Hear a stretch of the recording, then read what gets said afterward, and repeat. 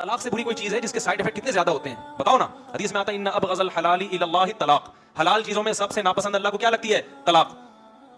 कितनी बुरी चीज है, क्योंकि तलाक का मतलब दो जो जिंदगी भर जिन्होंने साथ रहने का सोचा था उनका ब्रेकअप हो रहा है, वो आपस में क्या हो रहे हैं? जुदा। इससे दो खानदान टूट रहे हैं, बच्चे तबाह होने का खतरा है, रुल रहे हैं। लेकिन अगर फैसला कर ही लिया हो ना अलहदगी का, तो कुरान ने क्या कहा?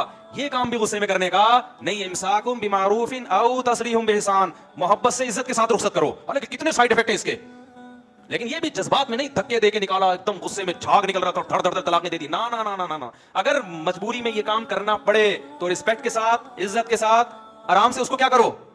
रुखसत करो, उसका सारा जहेज वापस करो, उसको सारा मेहर दो, इद्दत का खर्चा दो, और फिर उस पे इल्जामात मत लगाओ। ना वो आप पे इल्जाम लगाए, ना वो कोई पूछे कि क्यों अलहदगी हुई, बोले भाई हमारी आपस की अंडरस्टैंडिंग नहीं थी, हमारे जहन नहीं मिलते थे आपस में, इसलिए हमने इरादा किया कि हम क्या हो जाते हैं? अलग हो जाते हैं।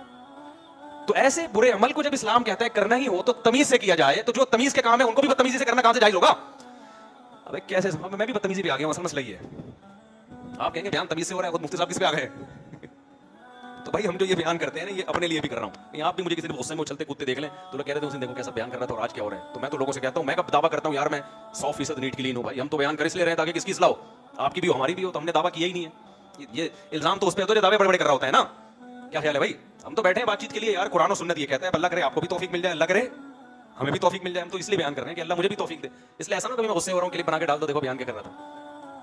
तो बयान मैं कर इसलिए रहा हूं ताकि अगर मेरे अंदर गुस्सा है तो वो भी क्या हो।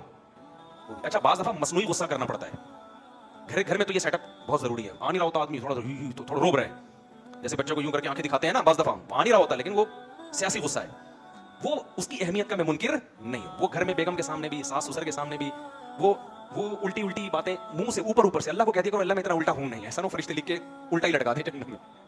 वो फिर सियासतन इस तरह के डायलॉग होते हैं कि बेगम काबू में नहीं आ रही, तो बेगम जब मेरी खोपड़ी घूमती है ना तो मैं कुछ सोचता नहीं। ये सिर्फ डराने के लिए, क्योंकि अगर आपने उसको बताया कि मेरी खोपड़ी घूमती ही नहीं है और मैं बहुत पोलाइट आदमी हूं और मैं कंट्रोल में रहता हूं, तो वो कंट्रोल से क्या हो जाएगी? बाहर हो जाएगी।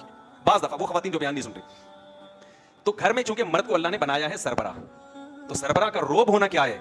जरूरी है, वरना मातहत सारे कंट्रोल से बाहर। तो वहां सियासी डायलॉग के तौर पे आप ये रिपोर्ट पेश कर सकते हैं कि बेगम मेरा तो माजी बहुत खतरनाक रहा है, मेरा जो माजी है ना, पास आप वाकयात देख लो। वो एक आदमी गया ना, जब शादी हुई तो जैसे ही कमरे में गया तो बिल्ली म्याऊं म्याऊं कर रही थी, इसने उठा के उसकी गर्दन मोड़ के फेंक दी। तो बेगम डर गई, अबे ये क्या है? ये सियासी चीजें होती हैं। वो दो भाइयों की शादी हुई, एक भाई की बेगम कंट्रोल में थी, दूसरे की कंट्रोल से बाहर थी। एक तो खवातीन वो ना रिप्लाई करना शुरू कर देती हैं ऐसे लतीफों पे कि देखो औरतों के खिलाफ है और मर्दों को बदतमीज बना रहा है। वो भाई पूरा बयान सुन लें तो ये एक इतना सा चुटकुला ना निकालें, पूरे बयान में तो बयान ही तमीज पे हो रहा है ना, ये तो कुछ सियासी टोटके हैं। इसका मकसद आपको कुछ चंगेज खान बनाना नहीं है। तो एक आदमी था, वो जब घर में जाता, दो भाई थे, 6 महीने हो गए शादी को, एक की बीवी कंट्रोल में और एक की कंट्रोल से बाहर। उसने देखा कि यार एक की तो इतनी फर्माबरदार है। उसने पूछा यार तूने कैसे कंट्रोल किया? कह रहा मैं जब घर में आता था, कोई गिलास विलास पड़ा होता था ना रास्ते में, तो हटा के तमीज से रखता नहीं था, लात मार के हटाता था उसको। बेगम डर गई कि यार ये गिलासों इतने तोड़ दिए इसने, तो कैसा ना गुस्सा है तो मुझे ही ना तोड़ दे। डर गई वो। आजकल डरती वर्ती नहीं है, पहले बता दूं मैं। आजकल आप लात तोड़ेंगे वो दांत तोड़ेगी आपके। तो ये वंस अपॉन अ टाइम। आज कोई और तरीका इख्तियार करें, वो सियासी लेकिन स्टाइल थोड़ा चेंज हो। तो दूसरे ने कहा कि चलो यार हम भी कल से गिलास तोड़ना शुरू करते हैं। आया, गिलास तोड़ा। बेगम ने कहा ये 6 महीने पहले करने का काम था, अब नहीं। तो आजकल की खवातीन जो होशियार हो गई, उस पर बस एक मुख्तसर लतीफा सुना के कि आजकल का थोड़ा टेक्निकल तरीका इख्तियार करना पड़ेगा। वो एक आदमी ने रोब के लिए क्या किया, जब शादी हुई ना तो कपड़े लटका दिए दुल्हन के, 3 दुल्हनों के कपड़े, ताकि बेगम रोब में आए। बेगम ने पूछा ये लेडीज के कपड़े लटके हुए हैं, ये क्या है? उसने कहा देखो मेरी पहली बीवी बदतमीज थी, मेरी बात नहीं मानती थी, उसका मर्डर किया मैंने और यादगार के तौर पे मैंने उसकी साड़ी यहाँ लटका दी। भाई बड़ा खतरनाक। ये दूसरे कपड़े किसके हैं? वो समझ रहा था ये वंस अपॉन अ टाइम पुराने जमाने की लेडी है। उसने कहा ये दूसरे कपड़े किसके हैं? उसने कहा ये दूसरी बीवी पे मैंने दूसरी शादी की, वो भी काबू में नहीं थी, उसको भी मार दिया मैंने, उसकी यादगार के तौर पे दुल्हन का ड्रेस मैंने यहाँ लटका दिया।